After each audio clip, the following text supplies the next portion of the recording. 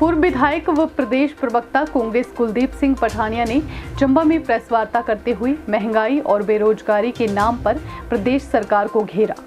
पठानिया ने कहा कि आज प्रदेश मुख्यमंत्री एकमात्र मंडी जिला के ही मुख्यमंत्री बनकर रह गए हैं और बाकी प्रदेश में विकास नाम मात्र ही हो रहा है, जिसका परिणाम है कि उपचुनाव में भाजपा को मुंह की खानी पड़ी और सभी सीटों पर कांग्रेस के उम्मीदवार विजयी हुए। वहीं उन्होंने कहा कि जिला में चलो चंबा कार्यक्रम करवाया जा रहा है, लेकिन जिला की सड़कों की हालत खस्ता है, तो ऐसे में चंबा की ओर कौन आना चाहेगा। उन्होंने कहा कि पूर्व मुख्यमंत्री स्वर्गीय राजा वीरभद्र सिंह के कार्यकाल में ही जिला चंबा में विकास के कार्य हुए थे, लेकिन अब जिला की तरफ कोई ध्यान ही नहीं दे रहा है और जिला में विकास कार्य ठप पड़े हैं। उन्होंने इस दौरान और क्या क्या कहा, आइए आपको दिखाते हैं। आप जानते हैं कि अब कुछ महीने के बाद हिमाचल प्रदेश में विधानसभा के चुनाव होंगे और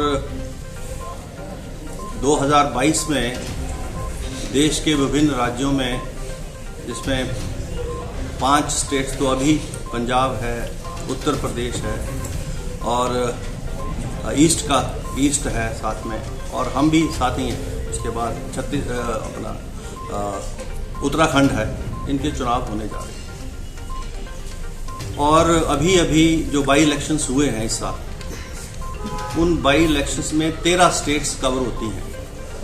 उसमें 29 बाई इलेक्शंस असेंबलीज के थे और बाकी पार्लियामेंट के थे। ये जो चुनाव बाई इलेक्शंस जो कंट्री में हुए, जिसमें 13 स्टेट्स इन्वॉल्व हैं, उन 13 स्टेट्स में जो निर्णय आए हैं, फैसले आए हैं, आपने देखा होगा कि अभी एनडीए जो है रूलिंग में है और बहुत सारे प्रदेशों में भी एनडीए है या उनकी अलाइज पार्टीज है। अभी लोगों का जो मैंडेट आया है, जो हिंदुस्तान की जो जनता है, उनका जो मैंडेट आया है, उससे ये साबित हुआ कि जो एनडीए मोदी सरकार की जो गवर्नेंस है वो लोगों ने नापसंद की, क्योंकि कुछ स्टेट्स को छोड़ के बाकी जगह जो उनकी अपोजिंग पार्टीज हैं, भारतीय जनता पार्टी की अपोजिंग पार्टीज हैं, उनको क्लीन स्वीप मिली है। जैसे वेस्ट बंगाल है, हिमाचल प्रदेश है, आपके हरियाणा में सीट कांग्रेस को मिली है, मध्य प्रदेश के अंदर जो है सीट कांग्रेस को मिली है, राजस्थान में दोनों की दोनों सीटें कांग्रेस को गई है, कर्नाटक में हम जीते हैं। यानी कुल मिलाकर जो परफॉर्मेंस है उसमें कांग्रेस जो है आगे बढ़ती हुई नजर सारे देश में आ रही है और कांग्रेस के अलाइज यूपीए के रूप में। तो ये संकेत है बदलाव का देश में भी, और हिमाचल प्रदेश में तो विशेष रूप से ये जो 3 उपचुनाव विधानसभा के हुए और एक जो पार्लियामेंट का उपचुनाव हुआ, इसमें पूरी तरह से ये साफ हो गया कि हिमाचल प्रदेश की भारतीय जनता पार्टी की सरकार, श्री जयराम जी की सरकार, पूरी तरह से हिमाचल प्रदेश के साथ न्याय करने में विफल रही। चाहे वो बेरोजगारी की समस्या हो, चाहे हमारी जो सरकारी कर्मचारी हैं उनसे संबंधित मुद्दे हों, चाहे महंगाई को खत्म करने की बात हो, या हिमाचल प्रदेश में समान विकास करने और करवाने की बात हो। हर जगह आप देख रहे होंगे, कल भी जो है मंडी, मुख्यमंत्री मंडी से हैं और उन्होंने मंडी को अपना केंद्र बनाया, विकास की दृष्टि से भी और अन्य दृष्टि से भी, और मंडी की जनता ने भी उनको रिजेक्ट कर दिया। अब जब मुख्यमंत्री विशेष रूप से एक जिले तक अपने आप को सीमित करेंगे, स्वाभाविक रूप से हिमाचल प्रदेश का विकास कौन करेगा। और आज जो प्रदेश के अंदर महंगाई है, बेकारी है, बेरोजगारी है, कर्मचारियों से संबंधित मुद्दे हैं, सरचार्जेस हैं, ये बड़ा दुर्भाग्यपूर्ण है। एक मनरेगा एक ऐसा कार्यक्रम था जिसके माध्यम से रोजगार गांवों के अंदर उपलब्ध हो रहा था, सारे देश में भी और प्रदेश में भी। कोविड के दौरान पर विशेष रूप से अगर कोई रोजगार का साधन था तो मनरेगा केवल मात्र था। लेकिन अभी हाल ही में जो मनरेगा के अंदर जो लायबिलिटी है प्रदेश सरकार की और जो ब्लॉक्स की जो लायबिलिटी है, वो भी 2-2 महीने से क्लियर नहीं हो रही है। लोगों को वेजेस नहीं मिल रहे हैं, ना कामों को सैंक्शन मिल रही है।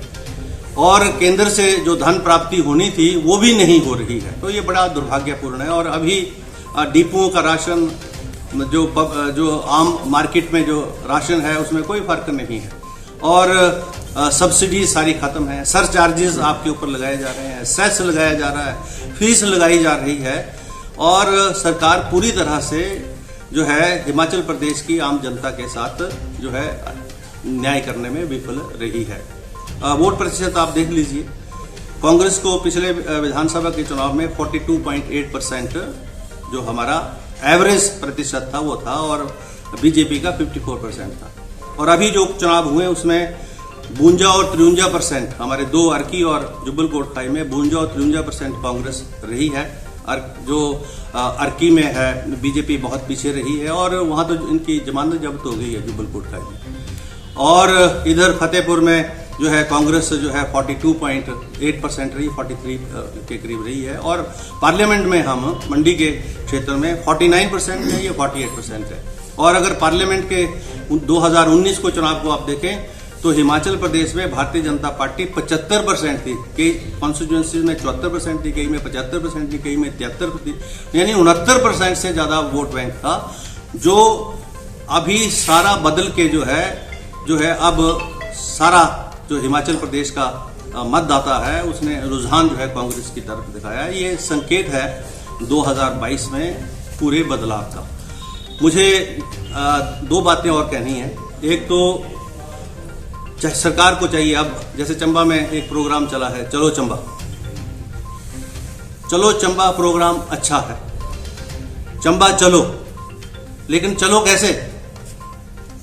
सड़कें आप देख लीजिए आप चंबा की, जो कोई आएगा यहाँ कोई विशेष विमान व्यवस्था तो है नहीं, सड़कों के माध्यम से आएगा। सारे जिले की सड़कों की दशा सबसे बदतर है आज। आपका नेशनल हाईवे बनीखेत से शुरू होता है, उस नेशनल हाईवे की जो विड्थ है वो स्टेट हाईवे से भी कम है बहुत सारे पॉइंट्स के ऊपर। उसके ऊपर आज भी ब्लैक स्पॉट्स वहां वैसे के वैसे हैं, जो कि नेशनल हाईवे जो है नोटिफाई हो चुका है, और काम जो है अब चंबा के आगे नेशनल हाईवे की वाइडनिंग का स्टार्ट हुआ है। तो ये बड़ा दुर्भाग्यपूर्ण। आप चंबा चलो प्रोग्राम कर रहे, बाहर से लोग आ रहे, चंबा सुंदर था, है और रहेगा, लेकिन चंबा के विकास के लिए वर्तमान सरकार भारतीय जनता पार्टी की सरकार का क्या योगदान है, ये मैं माननीय मुख्यमंत्री जी से और यहाँ के जो हमारे स्थानीय विधायक हैं उनसे जानना चाह रहा हूँ। चंबा के अंदर जो भी विकास आज हमको दिखता है ये कांग्रेस के द्वारा हुआ विकास है। आदरणीय मुख्यमंत्री, हमारे पूर्व मुख्यमंत्री वीरभद्र सिंह जी के कार्यकालों का विकास है, या यहाँ से जो कांग्रेस के प्रतिनिधि रहे हैं उनके द्वारा जो करवाया हुआ विकास है चुनाव क्षेत्रों में, उसके अलावा कोई योजना नहीं है। तो चंबा चलो प्रोग्राम तभी सक्सेसफुल होगा जब चंबा में सड़कों का सुधार होगा। टूरिज्म की दृष्टि से विकसित करने के लिए जो स्पॉट्स हैं उनको हम जो है आइडेंटिफाई करेंगे, उनको टूरिज्म की दृष्टि से आगे विकसित करने के प्रयास करेंगे। तो होगा कैसे? हिमाचल प्रदेश सरकार का तो जो बजट है उसके मुताबिक तो चंबा अगले 50 साल 100 साल तक जो है विकसित नहीं हो सकता। और मैं इस प्रेस कॉन्फ्रेंस के माध्यम से ये कहना चाहूंगा, जबकि रिसोर्स जनरेशन में चंबा का एक बहुत बड़ा योगदान जो है प्रदेश स्तर के ऊपर भी है और केंद्र स्तर के ऊपर भी है।